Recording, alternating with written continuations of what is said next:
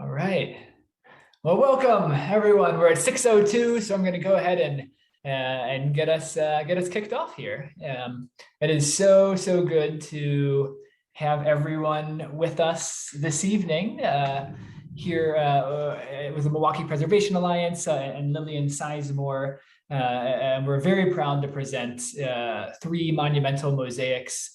Milwaukee's modernist landscape here with Lillian Sizemore. We're just really thrilled to be able to share with Milwaukee and others these incredible mosaics, some of the history, and really dive into these really cool and important modernist buildings here in our city. And understand more about their preservation and the importance of preserving these buildings and mosaics that are really integral parts of those buildings' architecture. So thank you so much to everyone for joining us this evening.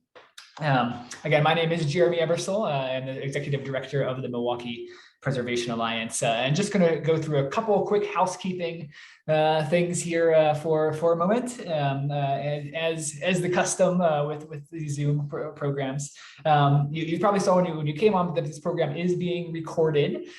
We will be making this recording available to attendees hopefully within the next week or so. So we will send that out to the address that you registered for this program within the next week or so. A little bit about our timeline this evening. I'm going to talk for just a little bit as an introduction here, tell you a little bit about our organization, because I know there are many who are new to the MPA here, and we're so glad that you're here. Lillian will share with us for 45 to 50 minutes or so, and then we'll have some time at the end for questions, and are hoping to wrap up right around 7:15 or so with the questions. You'll see many of us have used Zoom before, so this is a Zoom webinar. So you won't see any of their faces really, aside from myself here, Lillian, as she's presenting. You'll see down at the bottom of the screen 2 options there for interacting. One of those is called Q&A. You can just click on that and type in any questions that you have at any point during the presentation, and then at the end I will be kind of reading some of those questions back to Lillian at the end. So if you have questions, go ahead and put them into that Q&A box, and I'll also potentially be able to you can raise your hand at the end as well if you had a question that you wanted to ask verbally. There's also a little chat button down there. If you want to chat amongst the group, then you can use that chat function for that. But again, questions should be in the Q&A section will be the best. Okay. And I am attempting to advance my slide. There we go.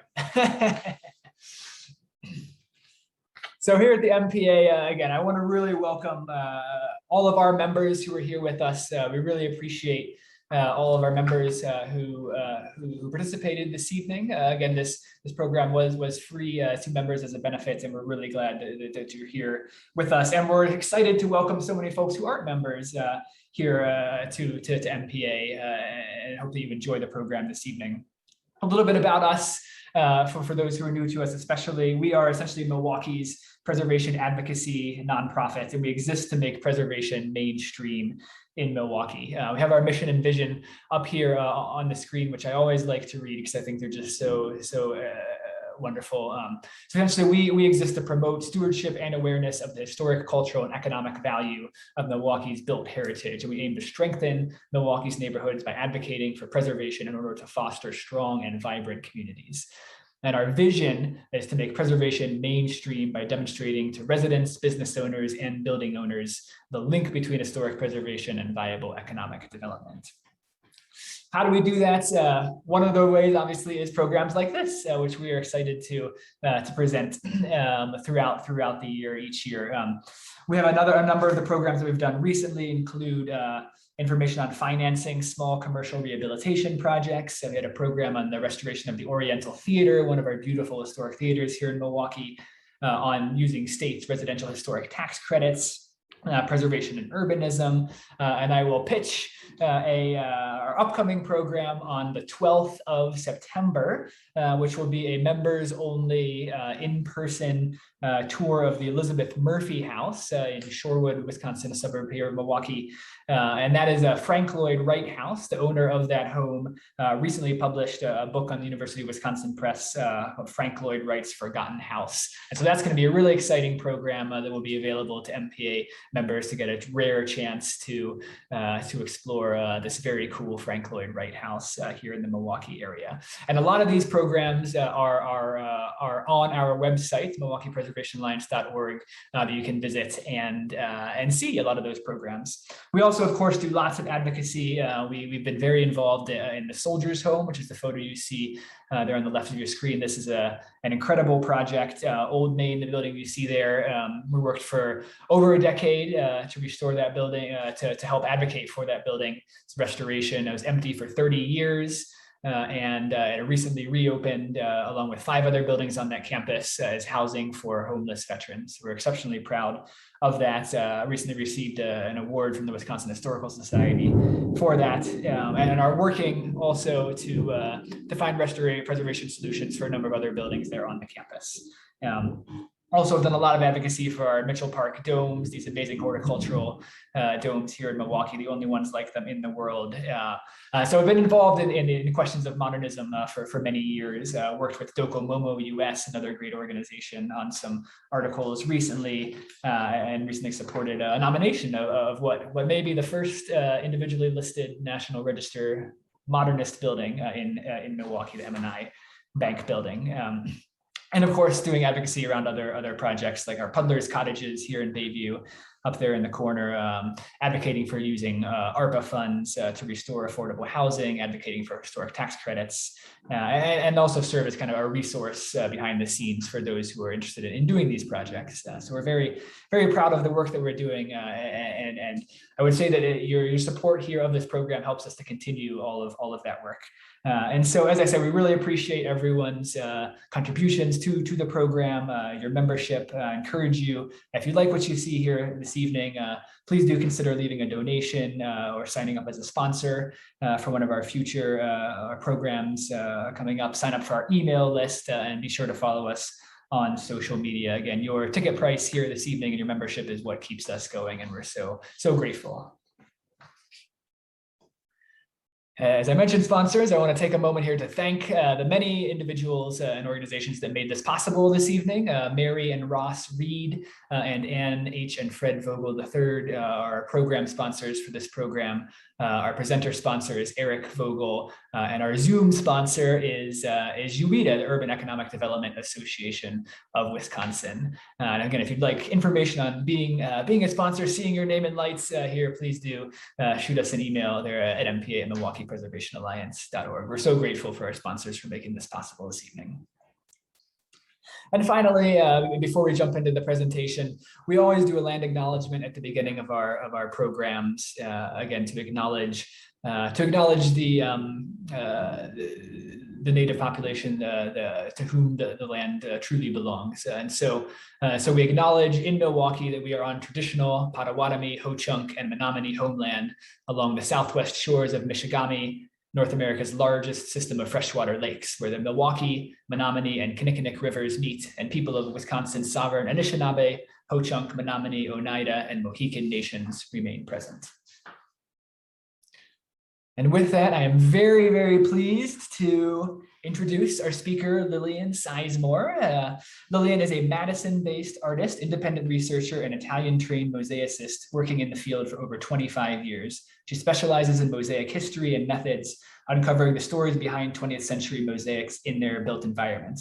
She's an invited speaker and visiting artist to international mosaic symposia and has consulted on historic mosaic collections and preservation projects. She's educated at Indiana University Bloomington in Fine Arts and Italian, the University of Bologna in Italy, and the Prince's School of Traditional Arts in London. And her articles can be found in Raw Vision, Society for Commercial Archaeology, Mosaic Art Now, Mosaic, and Andamento Journal. Her research projects range from unique geometric findings from the Roman laud mosaic in Israel, restoring the 16mm 1956 feature film, The World of Mosaic, and tracing the origins of Picasso's little-known mid-century mosaics. Lillian is currently writing on the field of mosaic for international journals and compiling the Catalogue Raisonné for American mosaicist and sculptor Marjorie Kreilick.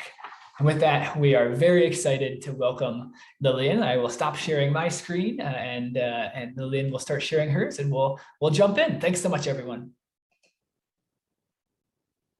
Oh, and you are muted, Lillian. Thank you, Jeremy. That was a great introduction, and welcome everybody wherever you're calling in from. I'm going to share my screen. Going to, here we go. Okay, is it full screen? Yep, okay. So, Milwaukee has become the center of mosaic art. How can that be? Say what? So how did Milwaukee become, in the middle of the country, in the middle of the Great Lakes, in the middle of the 20th century, come to have, in my opinion, some of the nation's most interesting architectural mosaic works?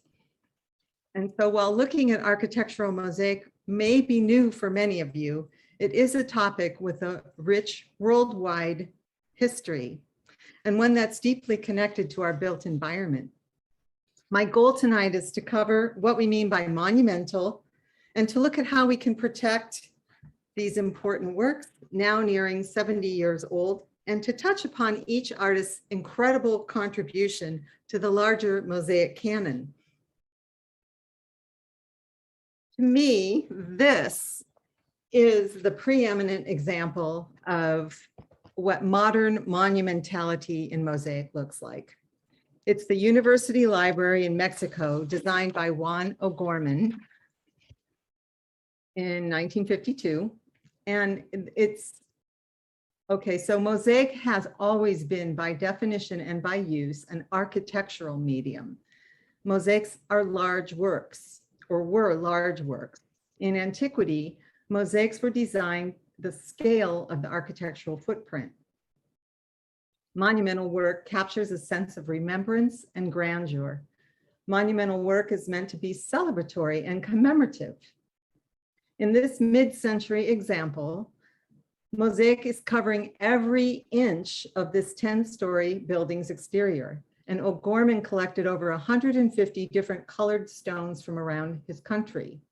It's titled Historical Representation of Culture, and he represented fundamental historical facts of Mexican history. So quite literally, the mosaic medium was actually allows this story to be told through Mexico's geology and cultural history. At the mid-20th century, we see a rich revival of mosaic. Mosaic was not only finding its way into the architectural setting, but it had become a popular hobby and a craft of interest to both the serious artist and the lay person alike. Many craft magazines and books were published, and there was a designer craftsman movement that embraced mosaic along with ceramic, fiber arts, woodworking, sculpture, and the jewelry arts. We find mosaic murals in commercial buildings like shopping malls, grocery stores, and banks, and public and civic buildings such as libraries, universities, and federal buildings. Both Kreilick and Yearsley had mosaic works located in shopping malls, zoos, and hospitals, while Lewandowski created mosaic murals for museums, corporations, and universities. But these mid-century mosaics didn't shout. They didn't bring attention to themselves. They're integrated into the architecture. In a way, they were hiding in plain sight. They're meant to enhance your experience of place. I believe one reason high-end mosaic ended up in Milwaukee is through the strong leadership of Wisconsin state architect Karel Jasko. He was an avid proponent of art and architecture to create unique cultural spaces for the people. And at the same time, savvy modern architects all around the country began to employ mosaic as a counterpoint of timeless beauty amidst this cool minimalism of the era. So, and many architectural journals of the day published articles promoting the integration of art. So here's Karel Jasko, and I'm going to read his quote. I've accepted the idea that art and architecture are one and the same, and that anything you call separately as art, whether it be sculpture or painting or mosaics or any other form of expression, it must be integrated part of the whole. Therefore, it must begin to show up in the architect's thinking. So he said that in 1966, part of his papers that are in the JFK library. So Jasko graduated from Yale University with a degree in fine arts and later turned to architecture. And he had a career-long interest in bringing art into the civic-built environment. He went on to Washington, D.C. to work for the General Services Administration as special assistant to the Commissioner for Public Building Services and was an instigator of the Percent for Art project or program. It was, in fact, Jasko who identified Kreilick to be the commissioned artist for the 10 mosaic murals at the State Office Building. So we have to also acknowledge the powerful influence of Italy on the post-war American zeitgeist. The romantic notions of Italy, the idea of la dolce vita, the sweet life, they were percolating through popular films, music, food, and fashion. And actually, this influence touches me personally too, because my dad was an American GI and married my Italian mother in Milan in 1947, bringing her to the US as a so-called war bride. So Italian handmade items were recognized as high quality, yet comparatively low cost productions. The post-war exchange set a fertile foundation for bringing mosaic into the American architectural lexicon. And at mid-century, many university professors took sabbaticals to Italy to enhance their own art making and getting a direct transmission to European modern art. And with the growing popularity of mosaic, many were heading to Venice to visit glass foundries and mosaic studios.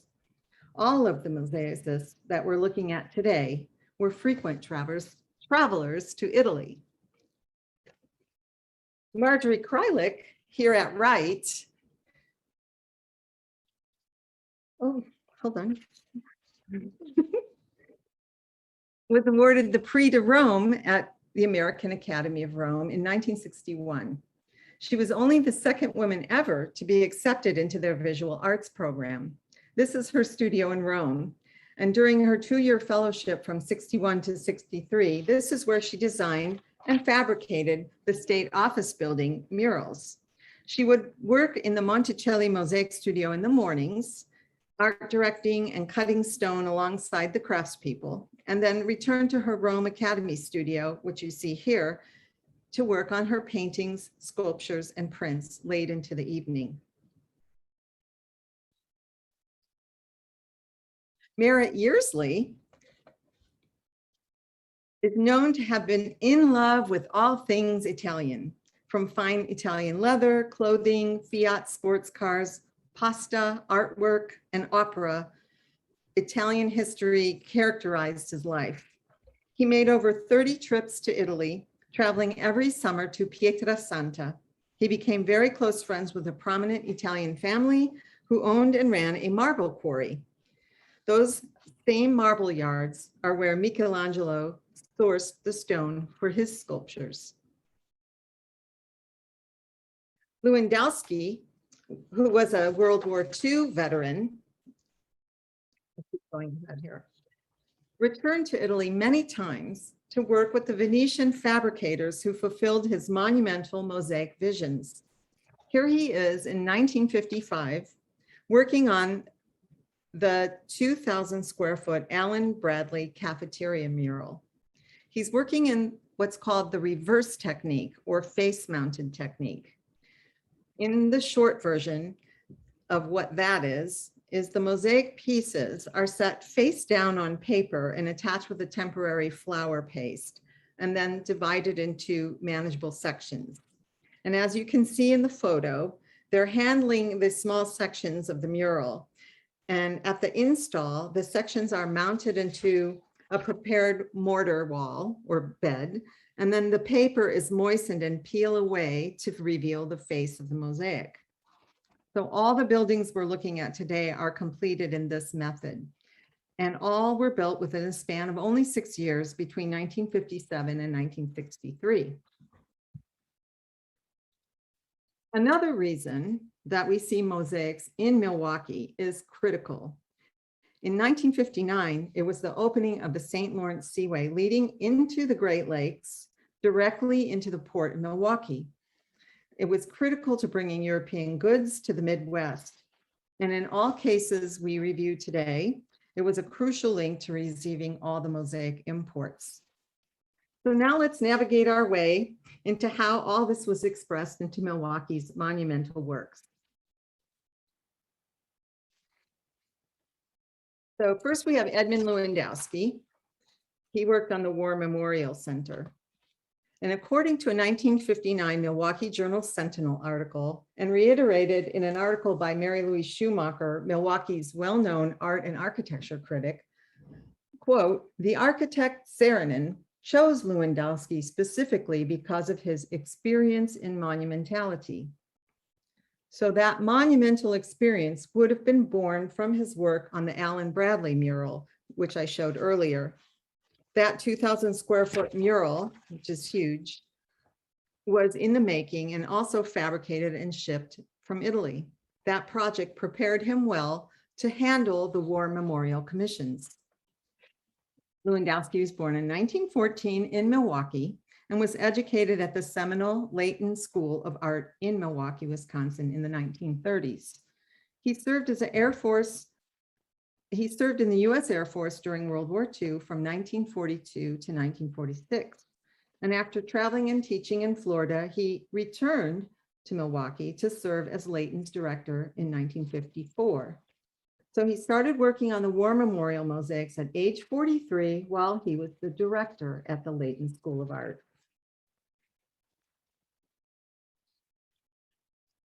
This is War Memorial Center by Eliel and Errol Saarinen. It's the earliest of the three architectural works we'll look at today, and it is iconic. The War Memorial Center its setting is auspicious. It's overlooking the magnificent expanse of Lake Michigan, and it's meant to take one's breath away, to move the spirit and inspire. Modernist sculptural building is made of cast concrete and steel and glass, and it's a floating cruciform shape in a memorial. It seems to hover above the landscape. Construction began in earnest in 1955. By this time, Eero Saarinen took over as the head architect after the death of his father, while Maynard Meyer of Milwaukee was serving as the associate architect. This is the western facade of the memorial before the mosaics were installed. And with our perspective today, knowing the placement of the murals, one can sense something's missing. The War Memorial Center was dedicated in 1957 without the mosaics, which were still in progress, but installed 2 years later in 1959. Eero Saarinen died in 1961, and the War Memorial Center is ranked among his best. You probably see these murals best when you're driving toward the building on Mason Street. So here's the western facade, and we see clearly the incredible impact the addition of the mosaic panels was to have on the monumentality of the structure. In both its symbolism and its beauty, this edifice admirably memorializes the dead while serving the living, a quote attributed to Charlotte Partridge, who helped to commission and advance the construction of the War Memorial. The 5 mosaic panels syncopate between the long, tall windows of the ballroom and our 1,800 square feet of mosaic surface. Though the exterior murals are 62 years old, they remain in very good condition. This can be attributed to the protection of the western facade away from the lake's winds and humidity and the large balcony overhang and their verticality. It is poignant that the imagery is absent of both human figures and narrative content. Perhaps this makes a broader statement on the impact and pain of the war and the actual toll of lives lost. The work is a complex layering of light and dark and seemingly transparent veils of geometrics.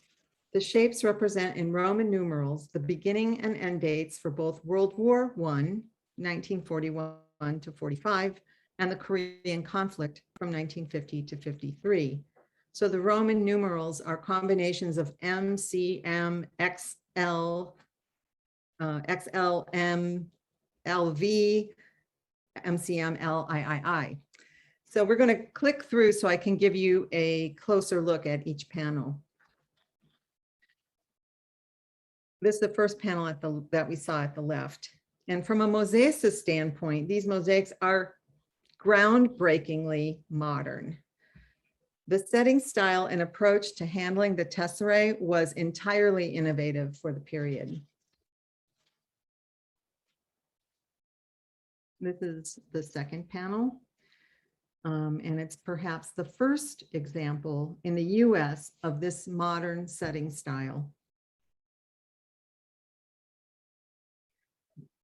Not only is the setting style magnificent, its highly impressive effect of transparencies and veiled color is absolutely masterful. Surprising combinations of tesserae, which are pieces, in an array of surprising color juxtapositions. When viewed from a certain distance, it's perceived as one dynamic synthesis. And to better understand the mosaic medium, let's get some terms under our belts here.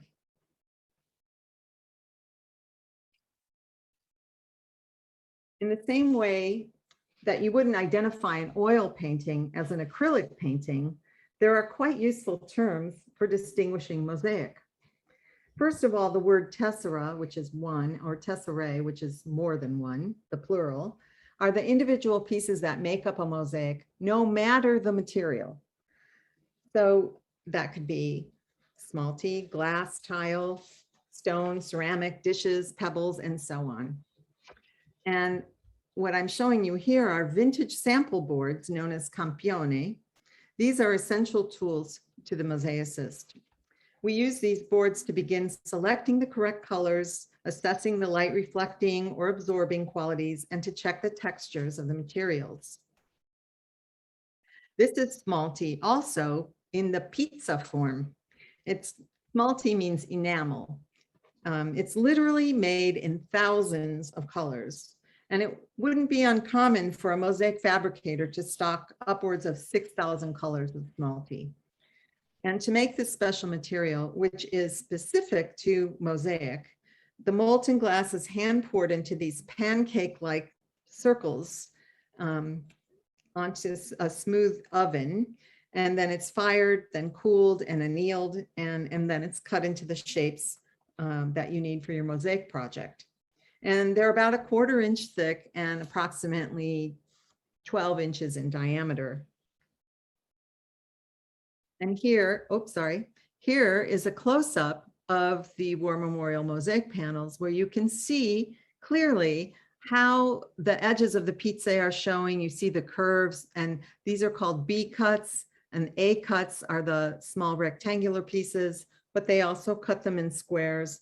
And there's vitreous glass, and also split face marble is included in the murals. It's a rough cut riven stone. So you get the reflection of the glass and the absorption of the stone. So you get this incredible light effect. In the early 70s, the building was expanded with the Kaler addition.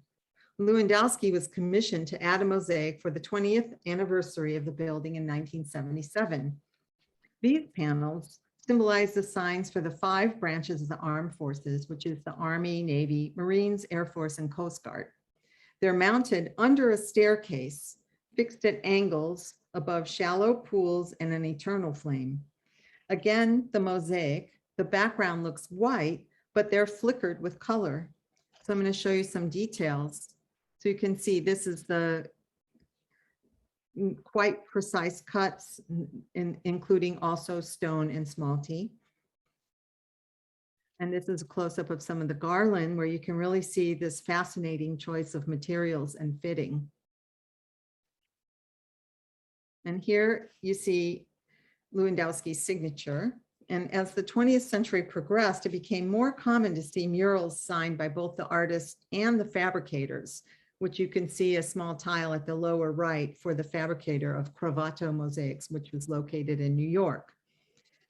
Overall, the mosaics at the War Memorial are in near perfect condition due to their expert execution and installations. Vintage mosaics do hold up incredibly well, and though at this age, they may require checking the mortar beds and cleaning to remove any corrosive particles. At the memorial, the mosaics over the pools are more vulnerable due to the exposure to the lake air and the added moisture of the pools beneath them. Go back one. Okay, while these works are not especially endangered, I want to acknowledge at this point that saving monumental mosaic works is no easy task. The procedures can be idiosyncratic and very little written literature exists for guidance. Conservators often have to work in conjunction with engineers, art handlers, and general contractors, and must consider methods outside of normal conservation ethics, like cutting into original historic fabric, or that means cutting into the original or old building materials.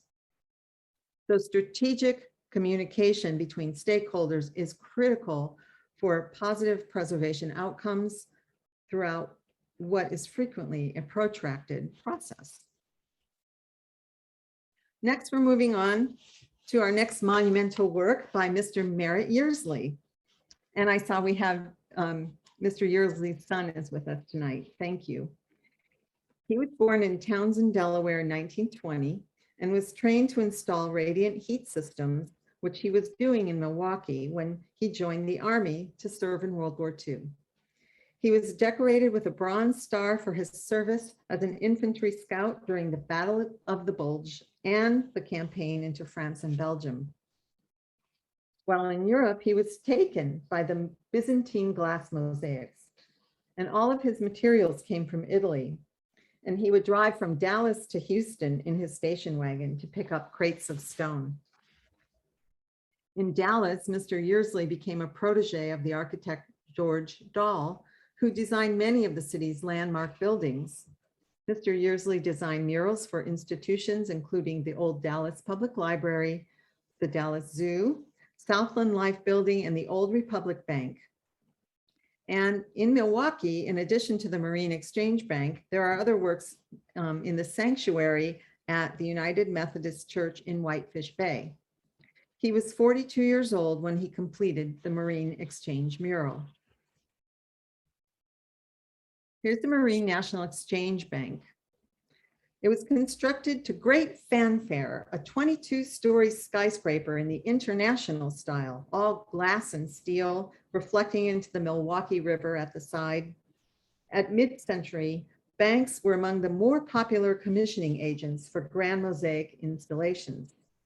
For example, the Millard Sheet Studio in California shaped the look and feel of mid-century modern art and architecture for the Home Savings of America. The Bank of Italy, later known as Bank of America, founded by an Italian Amedeo Giannini, also incorporated monumental mosaic murals and emblems into their buildings. I love this sketch with the old cars and stuff. This is a sketch of the tower. As many banks followed suit, and as we will see in this fine example of the Marine Bank Plaza, Milwaukee was not to be outdone. The architects of Harrison and Abramovitz were from New York, and were known for their work on the Corning Museum of Glass. This tower commanded the skyline as the second tallest building in downtown Milwaukee at the time. The Milwaukee Journal-Sentinel wrote in its Modern Milwaukee section, which was published on March 25th, 1962, quote, "The clean lines and spacious appearance given to the block bring a fresh breeze into a section surrounded by some of the oldest buildings in the city."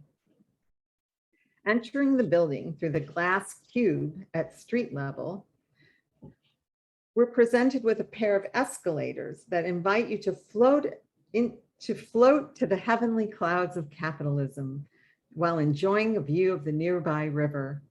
Arriving on the second floor where the bank is located, we're greeted by an enormous mosaic mural that's running the expanse of the teller booths. And here is a 1962 photograph of the mural by Mr. Yearsley. At mid-century, there was wide acceptance of abstraction as a modern form of expression. And again, we have a monumental work devoid of human figure, allowing the viewer to transcend into their own interpretation of the work.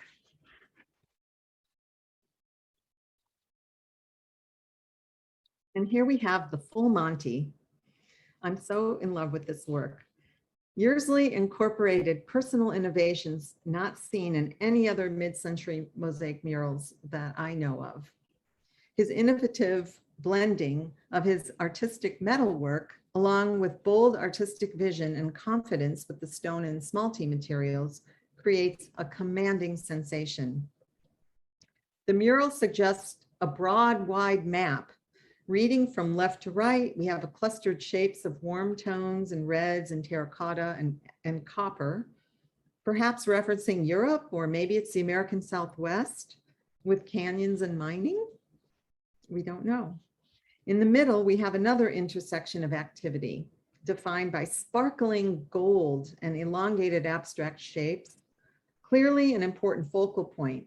And at the far right, we see a range of blues and teals with the outline of the Great Lakes in gold. And Milwaukee was defined by the scattering of gray marble at the lower left of Lake Michigan. So I have to say this work is very difficult to photograph, and the bank has restrictions on what can be shown. So I want to throw out my thanks to the architectural photographer Dave Erickson, who I worked with to photograph the mural in high def and stitch it together in one piece for our better understanding of this amazing work. So thanks, Dave. So here's some close-ups. This is the Great Lakes section that was at the far right. And now you can see a little closer the gold outline, and it's the outline of the 5 Great Lakes. And in the center of the shot, you can see this cluster of dark gray, which is representing Milwaukee. Here's a more close-up, closer, gorgeous range of blue smalty. And I think it sort of suggests the depths of the depths and color of the 5 different Great Lakes, from deep blue to cerulean. You see pale blue, sky blues, along with these sublayers of abstract shapes in the darker earth tones that could suggest landforms or possibly other urban locations. This is the setup for cutting smalty and stone. It's a rounded hammer called a martellina and a chisel set into a stump. And that tool hasn't changed for millennia. And it's a slow and satisfying process. And Mr. Yearsley took great pride in hand cutting and fitting each piece of his mosaics. Here's a close-up of some stone, and the lower right hand of the mural shows a brass inlay with his signature, Ravenna shop. Also, I want to point out, note the interesting grains of the marble and how each tessera is about 2 inches by 2 inches, which is quite a bit larger than the smalty cut. Lots of people at mid-century, and many of mosaicists at mid-century, use the terms Ravenna and Byzantine for their businesses as a reference to their associations with the ancient mosaics. This is the golden heart center of this mural. It's this glittering focal point right in the middle. And this black line is made up of really thick cubes raised from the surface of a pure black marble, which I think is Nero Assoluto or Nero Marchina. And it's interrupted with these little dashes of gold smalty, which gives a real vitality and movement to the mark making. This is the left side of the mural. We see this really bold effect with the larger tesserae gives the eye at a distance. And you can see how the scale change helps the abstract graphic elements to be set apart from the background. Again, in the gray areas, you see this thoughtful use of laying the tesserae to accentuate the grain patterns of the marble and give further action and vitality to the design. This is another detail of that area, and it's a vivid counterpoint with great masses of this rough cut textured stone in high relief, and then these raised brazed copper and maybe brass, I think it's copper, delicate strips of these bubbly copper metal, along with the scintillating gold leaf tesserae that lend further elements of abstraction to the design. Yearsley was an accomplished welder, and he often used copper and piping in his later sculptures, many of which had running water. And the copper in the mural, no doubt, intersects with this vocation. I call this the nubbly detail.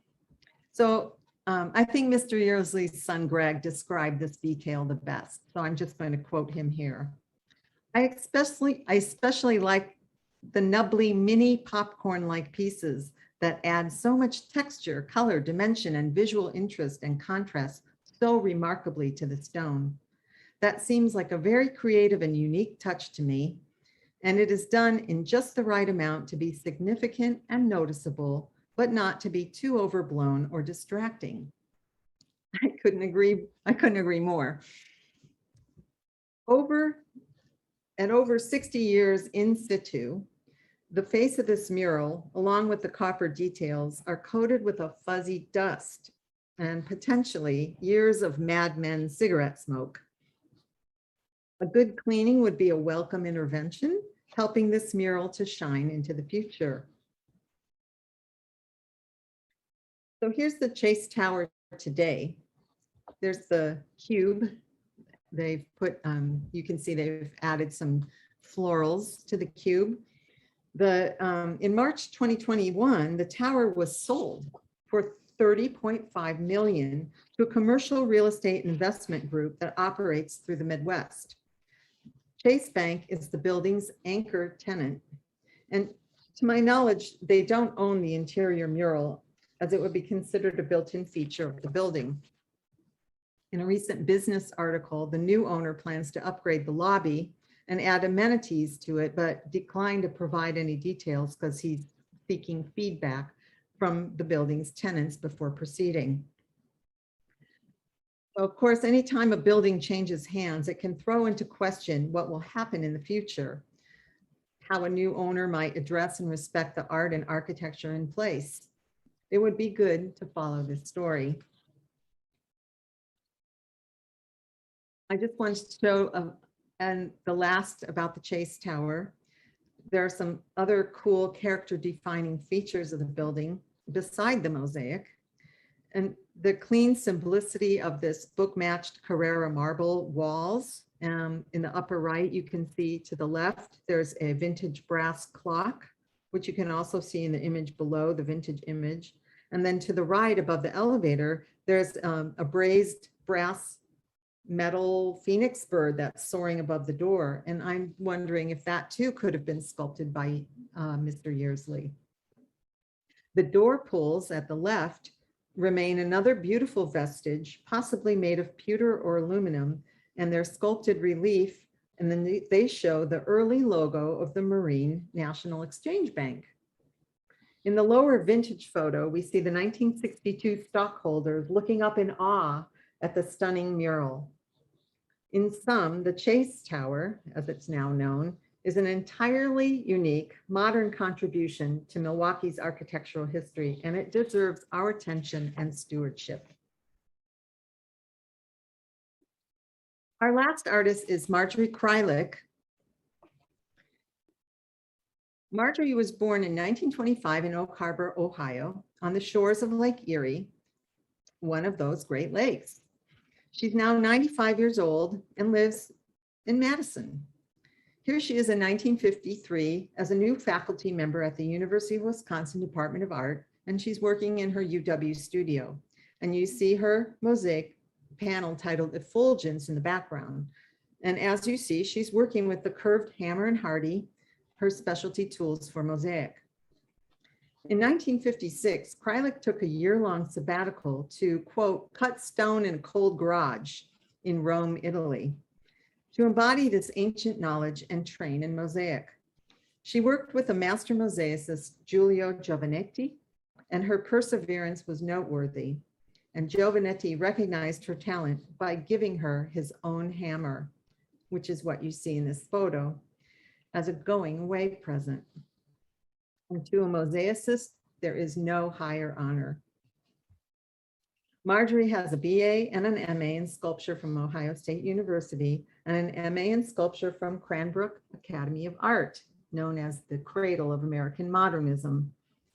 In addition to her architectural commissions, she was a professor of art for 38 years at UW in Madison and retired as a professor emerita in 1991. Many of her artworks are now included in collections of UW's Chazen Museum of Art, the Racine Art Museum, and the Museum of Wisconsin Art. Kreilick was certainly not the only female working in the male-dominated field of architectural mosaic at mid-century, though in the Midwest, she was certainly unique. The youngest and only woman of this group, she was 35 years old when she received the State Office Building commission. And here's the State Office Building. It was designed to house a number of public agencies in one place. So many folks only get to encounter these magnificent works of art as they get their driver's license or pay a parking ticket. The 10-story construction began in 1961. A strong identifying architectural feature can be seen on the Wells Street side, which is what we're looking at. And it's this rhythmic window pattern with a sunshade facade. And the side elevations are clad in Milwaukee's iconic cream city brick in the vertical bands. The curved awnings span the length of the building. On the south side of the building, there's a series of arched concrete awnings that give a liveliness to the otherwise rectilinear shapes of the building. And this letter shows communications to Kreilick in Rome with the exacting dimensions of each elevator bay. And this is a critical communication detail between mosaicists and contractors. When working in sections, they must fit perfectly into the prepared opening of the mosaic for the mosaic. And also note that the office building was such an important and respected undertaking that it was imprinted onto the stationery of the construction company.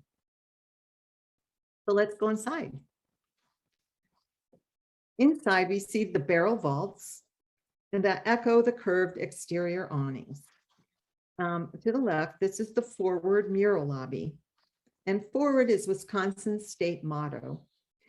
The mural itself is concave to echo the curved vaulted architecture. And then the 35mm inset shows Kreilick's brilliant use of the Byzantine 22-karat gold, reflecting with the daylight in the modernist shapes of the mural's design. And it's elevating the mundane to the sublime. And Marjorie was quoted in a 1963 news article about mosaic as a medium. And she says, quote, "Mosaic is a direct medium for artwork in its own right, with distinctive properties and characteristics. It's a very honest medium. You can't play tricks with it. You can't fudge like you can with paint. A mosaic is very much a living thing because the play of light on the tesserae. Seen at different times of day or night under various kinds of lighting, it becomes different things and takes on different facets. It becomes alive in itself. There's a quality about it that you can touch. Kreilick says, for me, it's a live material. It reflects and takes the light. This is something paintings can't do. So here you see the same mural forward, and those same gold shapes here appear yellow. It's the moving light that defines the mosaic. The lobbies also features a polished terrazzo floors with brass inlay. About the mural, Marjorie described to me how she saw Wisconsin's drive to be a national leader and she invoked drum beats and pistons firings and the pulsing rhythm of the piece. It's a strong movement and a directionality that visually carries you through the building's vestibule. Here's Marjorie working in the Monticelli Mosaic Studio in Rome. Kreilick controlled crucial decisions for each mural while overseeing the team. The murals are laid out on the floor to be checked for matching up the sections. And this again is in that reverse technique. And you can see a little Hardy in the foreground here too. Kreilick's papers include a nearly, I want to make sure I'm on the right page. Oh no. Yeah. Oh, one more. Yes. Here we see preparatory paintings known as bozzetti or cartoons, which are scaled paintings of the mural, and a section map below shows how many sections the mosaic was divided into for setting. And it was designed to minimize any appearance of joins in the installation. And the section map is also a diagram of color coding to know which sections were in which crates for shipping. So these are some preparatory paintings of forward. Kreilick's papers include a nearly complete documentation of the State Office Building Commission. And I've been very lucky to work with this primary source to give insight into this complicated commission. As of last month, I was instrumental in securing the placement of Kreilick's studio papers into the Archives of American Art at the Smithsonian in Washington, D.C. Her teaching notes and lectures from her 38-year tenure as a UW professor are now housed with the UW-Madison Faculty Archives as well. So this major recognition of the importance of her career helps put these murals into a broader context and the importance of this work within the history of American art. So I'm going to take you on a quick tour. Marjorie's ideas for the suite of murals was prescient. She chose timeless themes using over 65 tones of hand-selected stone and gold. The murals reflect the state on the move, evidence of its long history, and emphasize a thrust into the future. And she wanted to bring nature into every floor and the everyday lives of office workers and visitors. Each mural addresses Wisconsin's native landscape. And I wish I could comment on each one, but I'm going to click through rather quickly so at least you can see each floor's mural. So this is the first one. First floor is at the elevator bay. It's called Cranberry Bog. And cranberries, for those who don't know, are native to North America and are Wisconsin's official state fruit.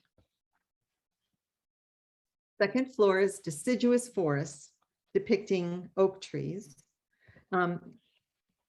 Many of Wisconsin's forests were cleared for agriculture in the 1800s, and forests in the north were cut for timber in the 1900s. So really all the mature trees you see in Wisconsin today are less than 125 years old. I want to show you this detail of the oak leaves in these yellows and grays and greens. Aside from the gold, this is the only use of smalty glass in the 10 murals. All the other colors are created from stone. This is the third floor, which is Lakesides. And Marjorie's insistence that the murals depict the essence of Wisconsin and her love of art and nature and geology and stone emerged from this very landscape on the shores of the Great Lakes. And Wisconsin has over 1,000 miles of lake shore as part of their state geography. Fourth floor is Hardwood Swamp. And I love how the use of gold here really reflects how the water kind of turns gold in an evening dappled light. Swamps are endangered in Wisconsin. And as I understand it, Wisconsin has lost 47% of its original 10 million acres of wetlands. This is the fifth floor, titled Meadows. And it's the beautiful meadows and pastures of Wisconsin and the sunny light for the grasses that turns the flowers and grasses for silage for our cows and lambs and goats. And also in this shot, we get to see a view of the governor's office, which is one of the offices at the State Office Building, with its characteristic mid-century abstracted panels above the doorway that echo some of the shapes found in Kreilick's murals. Seventh floor, we have coniferous forest or pine forest, the essence of a Wisconsin winter day. And this mural catches the light and imbues the space with this soft golden light. And the white snow is also peppered with white gold. And it may look monochromatic, but once again, you'll see a wealth of colors in the marble that make up that scene.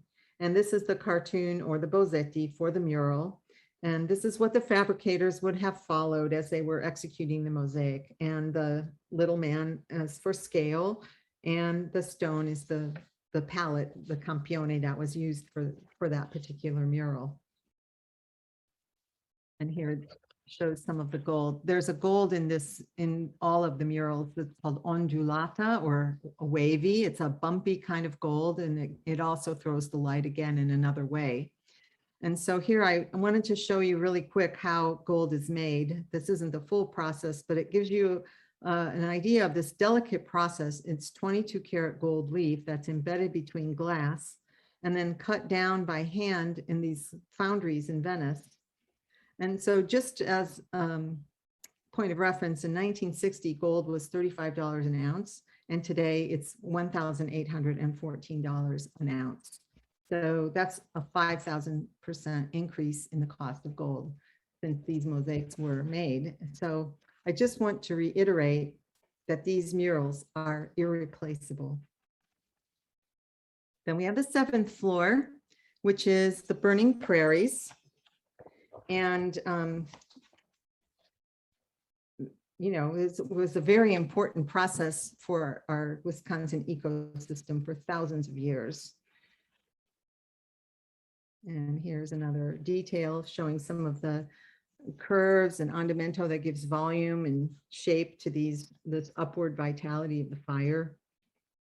And then on the eighth floor is River Groves, which is birch trees. And again, we have this beautiful golden sky. And I have an inlay here of this checkerboard effect, which is a classic Roman technique where you're using two or more colors blending to achieve a third. And it's a technique that has been used for millennia. And then finally, we have maize on the top floor, the ninth floor, which is a beautiful honor to the indigenous people. And in this next slide, I have inset of what we would call Indian corn or flint corn, these heritage corns. And I just wanted to show you this thoughtful and sensitive choice of stone and how close the kernels and this palette of stone looks, plus the gold for the corn silk. It's just quite beautiful. So for several years now, the State Office Building has been potentially up for sale. And as the state navigates political budget talks that would release the funds to build a new state office building. Ultimately, as is the case, and any time the building's sole tenant vacates, the building would be put up for sale, and the fate of the building and its mosaics will be uncertain.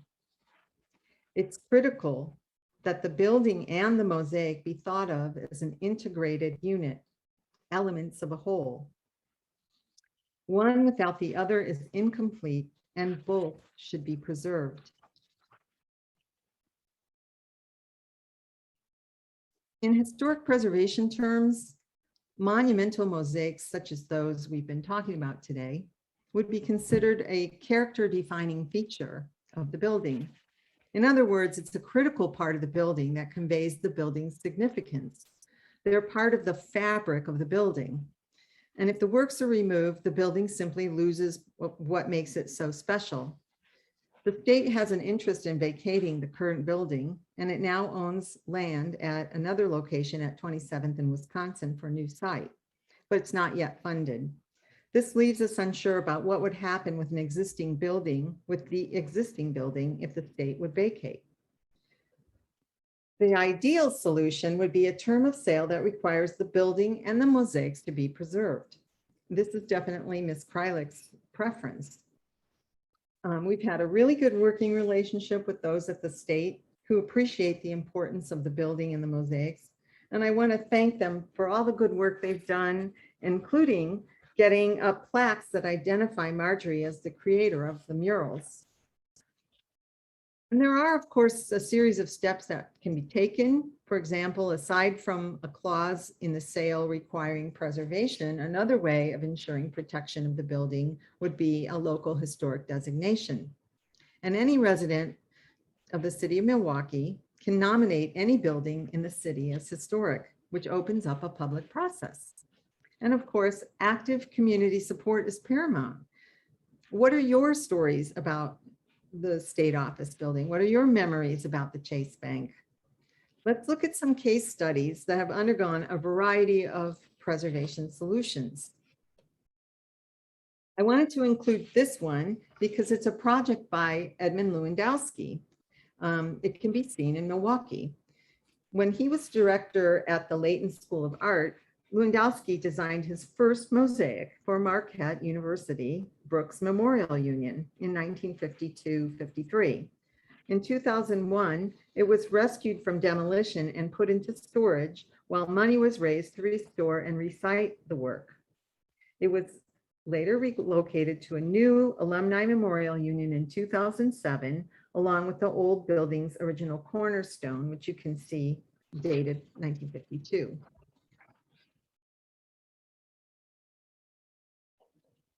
So here's what it looks like when an integrated work of monumental art developed for a specific architectural setting is removed.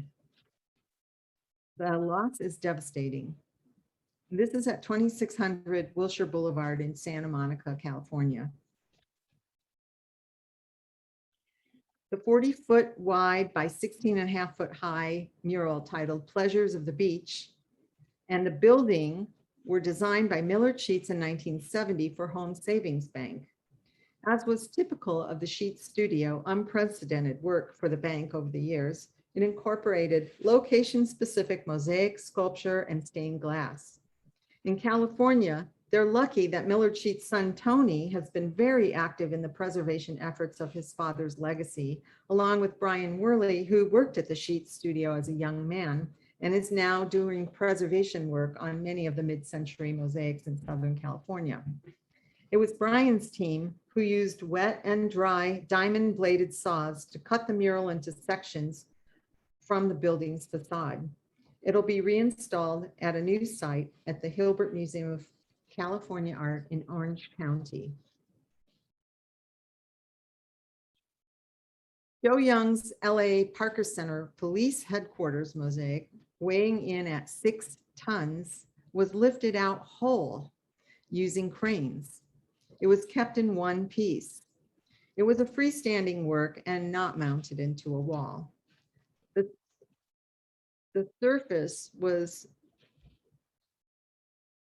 secured to keep any tesserae from coming loose, and the 36-foot long by 6-foot tall mural called the Theme Mural of Los Angeles was transported out of the Parker Center in one piece in a complex process which involved removing a portion of the building's glass entrance and hoisting it onto an 18-wheeler semi-truck.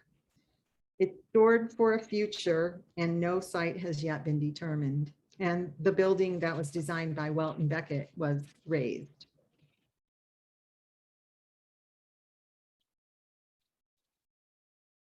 These amazing 1955 Millard Sheets panels were literally saved from the wrecking ball by the owner of Dallas's Jewel Hotel days before the original Mercantile Bank was to be razed. The mosaic panels, which were originally freestanding works, were saved and carefully restored and recited into the Jewel Hotel. I'm showing this example because, in my opinion, this is how an interior design plan requires a particular sensitivity for vintage works in order to harmonize with their new settings.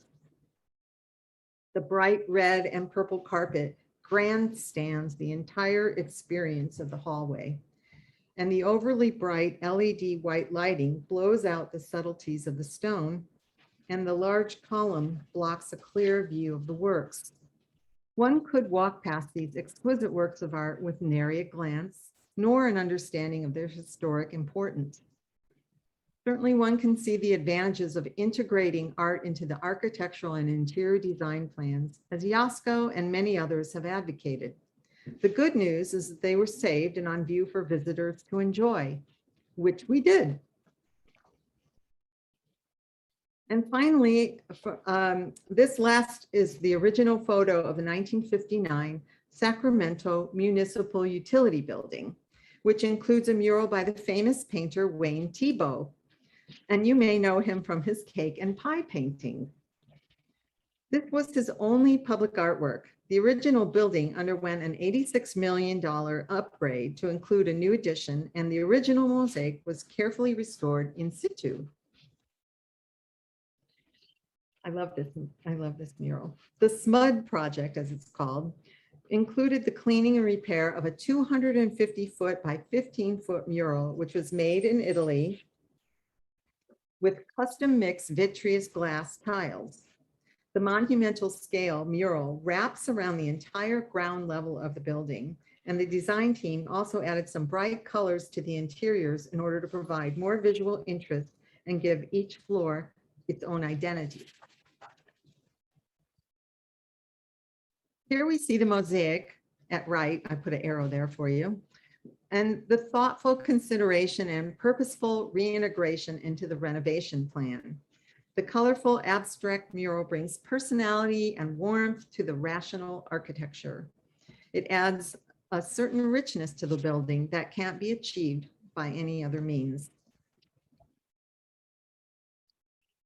So in closing, I'd like to quote the iconic American artist, painter, educator, and businessman, Millard Sheets, and what he said of art and architecture. Art is not a thing which should be separated from everyday living. Design is no longer a luxury, nor is art just a garnish.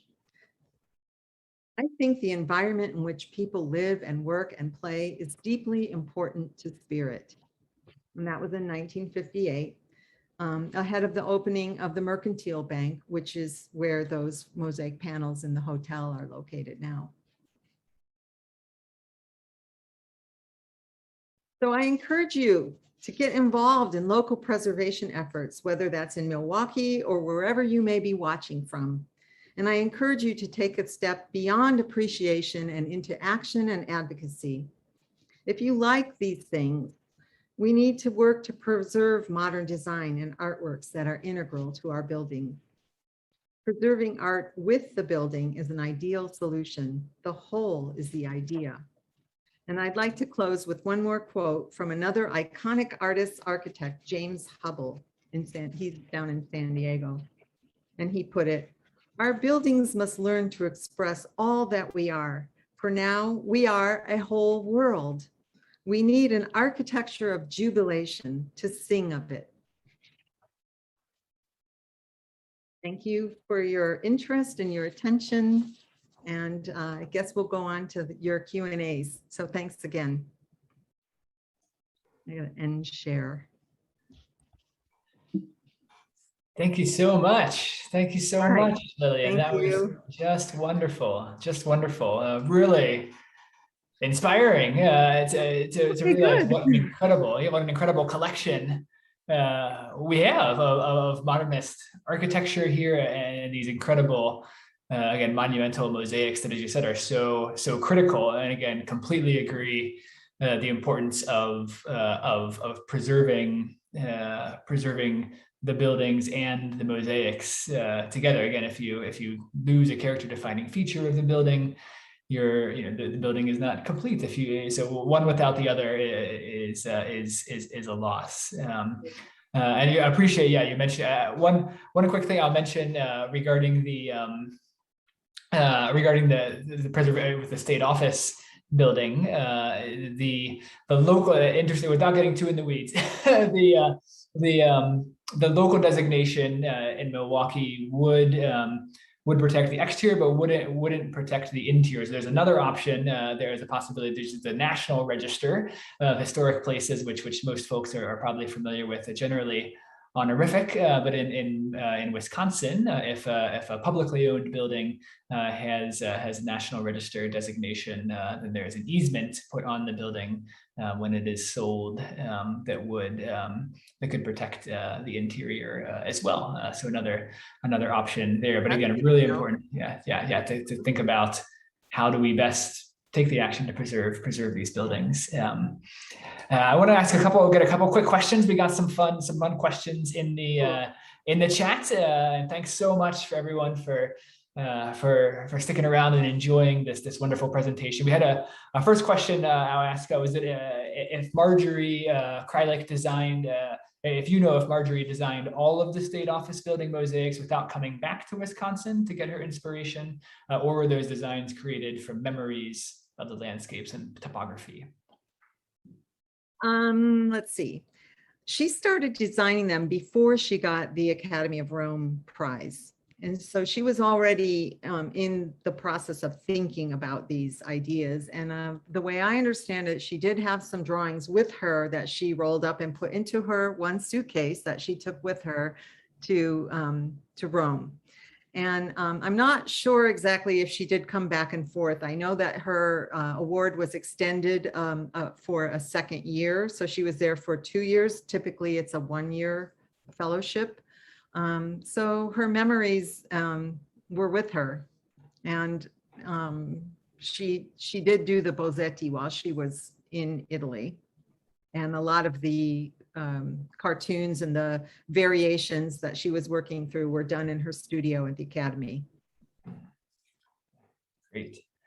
And we have another question on about other examples of monumental mosaics in the Midwest, in Chicago or Detroit, and other than kind of how, if so, how does Milwaukee's compare to these other? How does Milwaukee stack up? Yes. Well, let's say, there's tons of mosaics in Detroit. A lot of what we see in Detroit is from a slightly earlier period, the 20s, 30s, coming out of like the Guardian building, the Fisher building. Chicago has a lot of also kind of turn of the century stuff. And also there's a Chagall, mid-century Chagall mural, mosaic mural that was done, that's in one of the plazas. So yeah, I mean, all of those the Midwest has quite a number of mosaic, and but what I'm saying here, what we're looking at in Milwaukee, there aren't that many that I know of. I mean, I live in Madison, so I'm not always in Milwaukee, but the ones that we looked at today are, right up there. Yes, I think we're the best. Not to take anything away from any of these other great states. But okay. I know we had one presenter mentioned mosaic in Palos Verdes, California. Yes, yeah.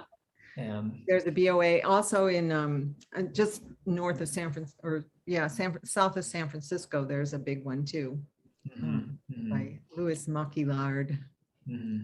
And you mentioned in the talk a little bit about some of the other mosaics by these artists in the Milwaukee area. If you was there any maybe run through some of those again, some of the other mosaics in Milwaukee from the artists that we had talked about. I know we talked about the Allen Bradley building, I think you mentioned, and that one is no longer extant. I don't know what happened to it.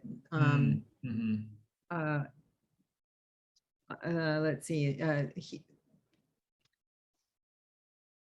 Well, there's the Brooks Memorial. There's the ones I mentioned in Whitefish Bay. There's Lewandowski's, another large piece that got discovered in Detroit at the Flint Museum. Well, it's actually Flint, but not Detroit, but Flint.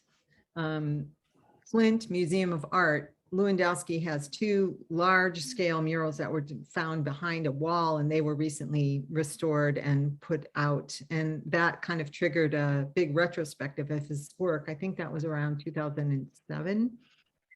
So again, to answer about, other examples in the Midwest. So Marjorie had work at the Mayo Clinic and big, huge mural and the Mayo, and also at Wausau Hospital, St. Mary's Hospital.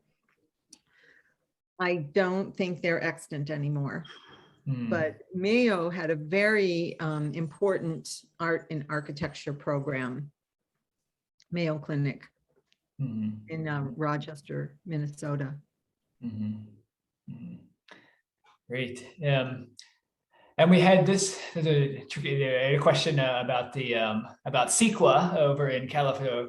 CEQA being, I believe, California Environmental Quality Act. Somebody can probably correct me if I didn't get that exactly right. But CEQA, a legal mechanism that exists in California that I think many of us non-Californians are quite jealous of as a preservation tool, and ask that would help require preservation of programs of murals like some of the ones that we described here. And as the question asker mentioned, Wisconsin's not so lucky. Any ideas? And I unfortunately, the way Wisconsin does not have anything quite like CEQA. Again, with the for protecting into things like with the building that is municipally owned or publicly owned, there is that the National Register does offer the clause that an easement is put on the building when it's sold out of public hands.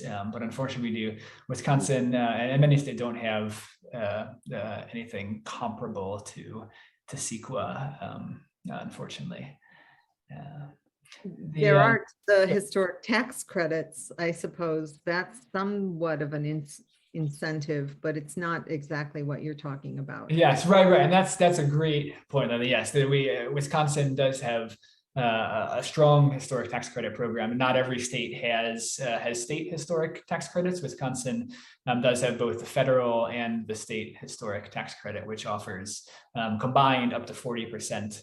Essentially 40% of the qualified expenditures. So it's an amazing economic incentive for making these restoration projects happen that requires the preservation of the character defining features as you mentioned of those buildings. And also Wisconsin also has a residential historic tax credit program, which again, not every state has. And MPA and others, our partners, have fought hard to keep those tax credits around for our state. One other question someone was asking about other favorite monumental mosaics elsewhere in the state, or even or if there are others around the state, well, I have to say, one of the things that I love about Wisconsin is all the outsider stuff that's here. And the rock gardens and the grottos, and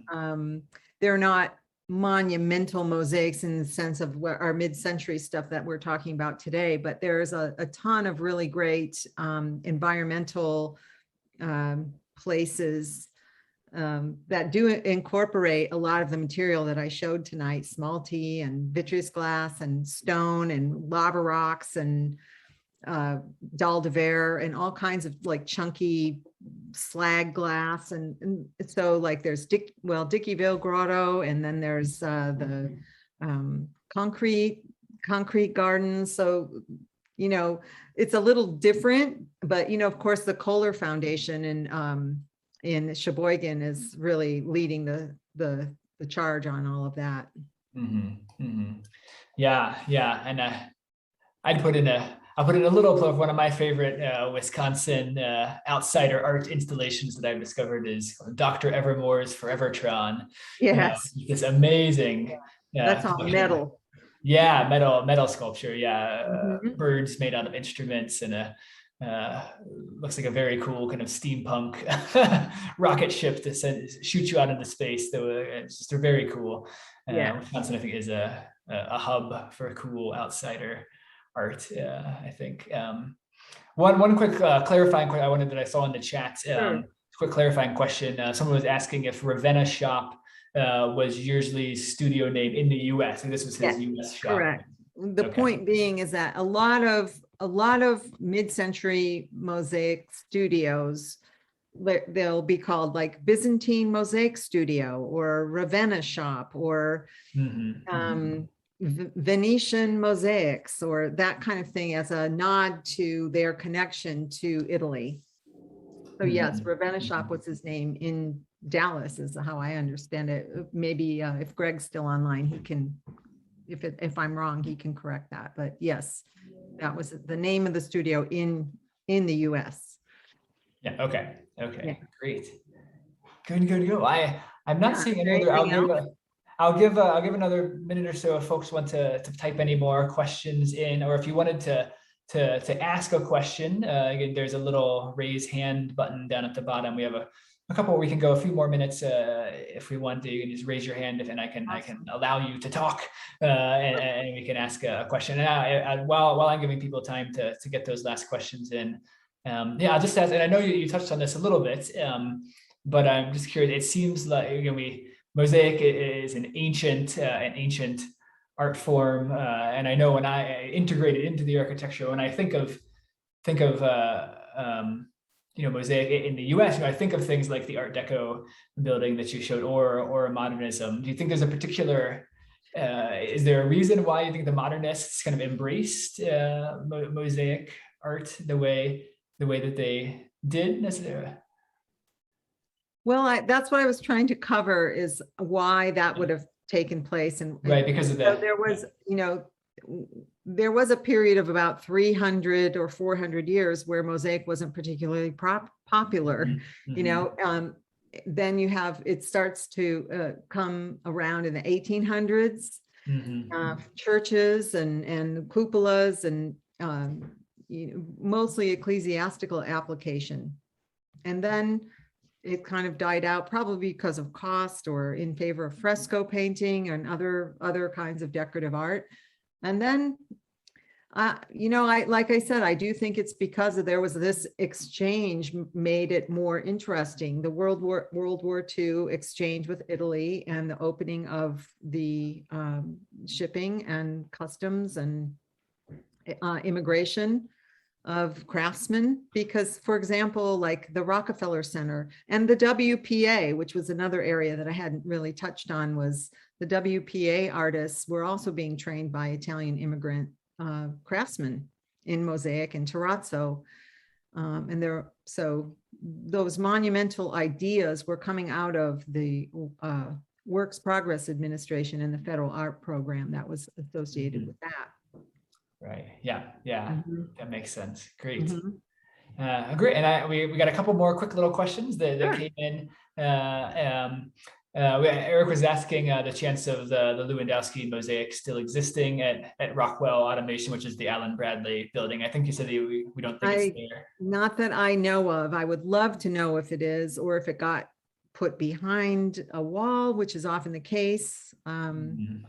I mean, I could have given a whole presentation on various mosaics that have been found behind walls, Yeah, it's a cool.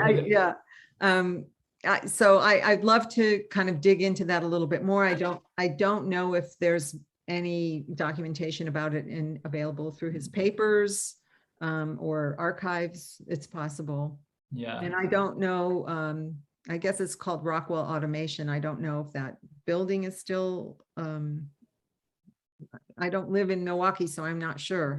Yeah, it's actually, I can look out my window. I can show everyone. I don't think it would come through on the screen, but it is blocks away from where I am now. Yeah, so it's again, that for non-Milwaukee, the Allen Bradley, the original inhabitants of the very large factory building here in the Walker's Point neighborhood of Milwaukee, now owned by Rockwell Automation. And yeah, it is still a going operation and home to the world's second largest four-faced clock. Yeah, which is a cool superlative. and it works.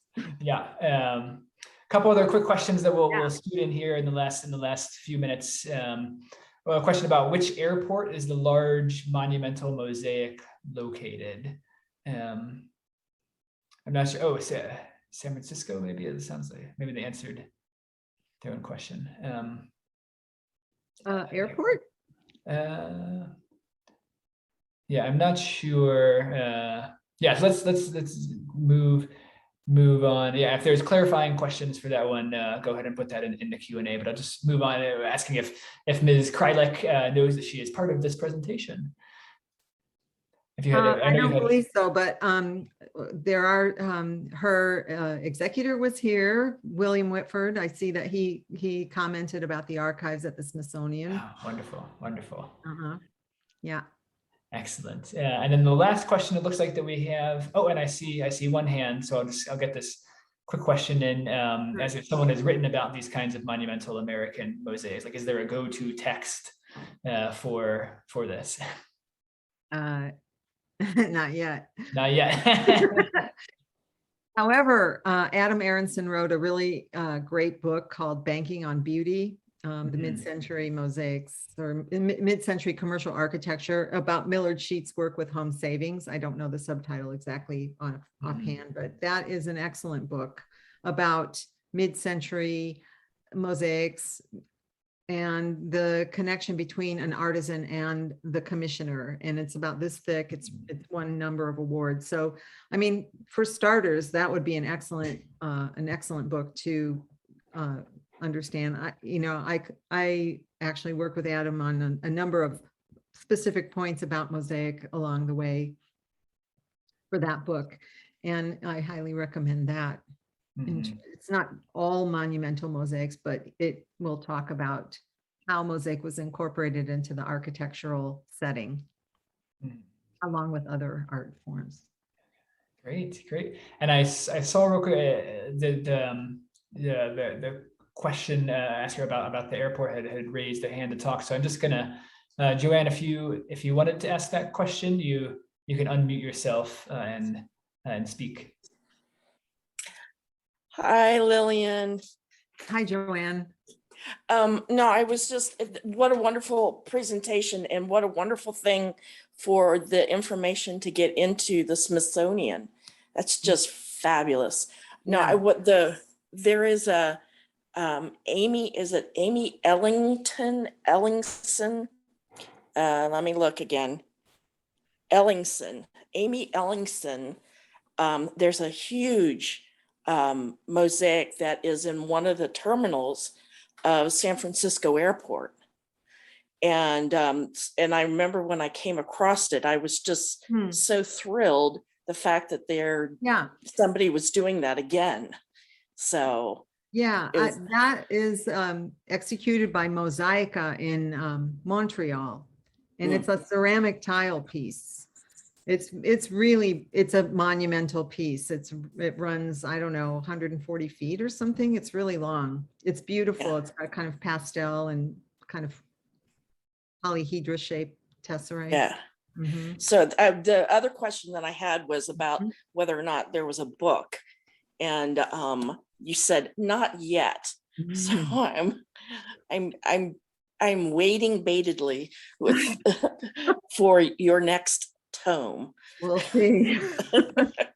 But thank you I again. almost wrote a book getting this presentation ready. Trust me. It was wonderful, wonderful, Lillian. Oh, So, thank you. the next time you're back in California, look me up. So, Okay, but thank it you. was wonderful, and yay for you guys wanting to maintain these buildings. It's just so important. It is So important. important. Yeah. So I will mute myself and listen in. Thank you. Thanks so much, Joanne. Great. Good. Well, I think seeing the time, it's 7:30 here Central. At least I think we'll probably go ahead and wrap up for today. But just want to thank again Lillian so much for sharing all of this incredible knowledge and the story with us again of these amazing buildings, and again My the pleasure. importance Thanks. of the preservation. Yes, yeah. And so again, to Jeremy Ebersole from the Milwaukee Preservation Alliance, on behalf of all of us, we really appreciate everyone's participation and support. And please do head over to MilwaukeePreservationAlliance.org and make sure that you're signed up for our email list and that you're able to follow the other exciting things that we're doing. And let's, as we said, band together and work to preserve these incredible buildings and the incredible artworks that are a part of them. Thanks so much, everyone. Yeah. Thank you.